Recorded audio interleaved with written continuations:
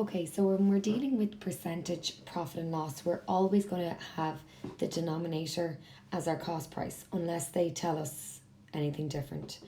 So we'll have a look at the first question. During the Christmas sales, a clothes shop is selling a coat for €114 at a loss of 5%. So the cost price is always dealt with as 100%.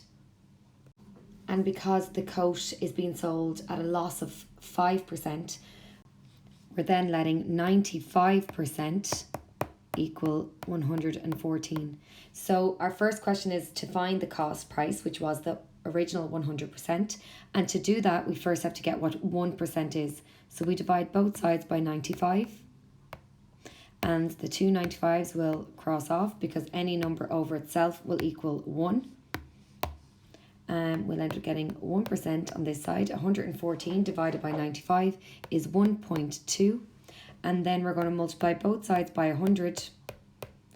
And we'll end up with 120. So the cost price of the coat was €120. Part 2 then. Before the sales, the jacket cost 144. What was the percentage profit at this price?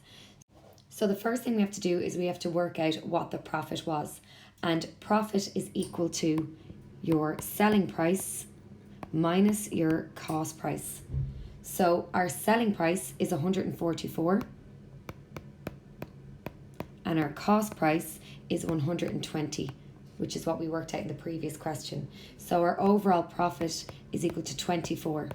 To work out our percentage profit from the formula above, it is profit over cost price multiplied by 100, which will be 24 over 120 multiplied by 100, which gives us 20%. Okay, so that's the percentage profit at that price.